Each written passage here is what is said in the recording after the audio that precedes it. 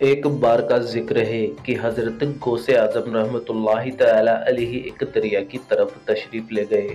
آپ رحمۃ اللہ علیہ وہاں پہنچے ہی تھے کہ آپ نے وہاں پر ایک بڑھیا کو پایا جو جارو قطار رو رہی تھی۔ جب آپ نے اس بڑھیا کا رونا دیکھا تو آپ سے رہا نہیں گیا۔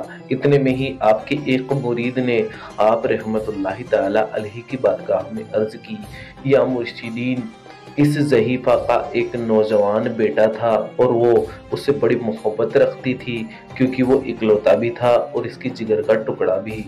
بڑھیا کے اس اکلوتے بیٹے کی شادی ہوئی اور بارات دلہا دلہن کے ساتھ اسی دریا سے کشتی میں آ رہی تھی۔ اس کشتی میں دلہا دلہن کے ساتھ پوری بارات تھی، لیکن اللہ کے حکم سے وہ کشتی پلٹ گئی، باراتی بھی ڈوب گئے اور دلہا دلہن بھی۔ حضور، اس واقعے کو 12 برس بیت چکے ہیں، لیکن یہ ماں کا دل کہاں مانتا ہے بھلا۔ یہ عورت روزانہ اس دریا کے کنارے پر آتی ہے، لیکن بارات کو نہ پا کر رو دھو کر واپس چلی جاتی ہے۔ اس کا روز کا یہی معمول ہے۔ حضرت غوث پاک نے اس بڑھیا کا واقعہ سنا تو آپ کو اس پر ترس آ گیا اور آپ پر ایک عجیب سی کیفیت طاری ہو گئی۔ آپ رحمۃ اللہ تعالی علیہ نے اللہ تبارک تعالیٰ کی بارگاہ میں اپنے دونوں ہاتھ اٹھا دیے اور التجا کرنے لگے، دعا کرنے لگے۔ کچھ دیر تک کچھ بھی ظہور نہ ہوا کہ مریدین نے کہا کہ حضرت، اس واقعے کو 12 برس گزر چکے ہیں، اب نہ کشتی باقی رہی اور نہ ہی باراتی۔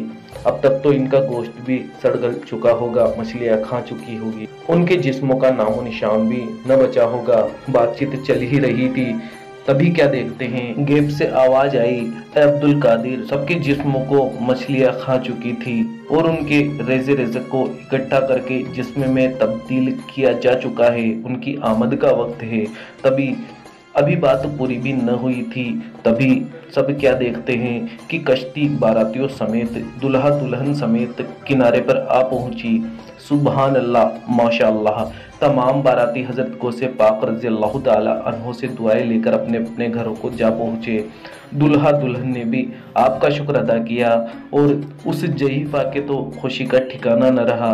دوستو، اس واقعے کو سن کر اس گاؤں کے اور آس پاس کے گاؤں کے بہت سارے غیر مسلموں نے آپ کی سرپرستی میں اسلام قبول کیا۔ تو دوستو، کمنٹ کر کے ضرور بتائیے گا یہ واقعہ آپ کو کیسا لگا۔ ویڈیو پسند آئی ہو تو دل سے اسے ایک لائک کر کے آگے شیئر ضرور کر دیجیے گا۔ اللہ حافظ۔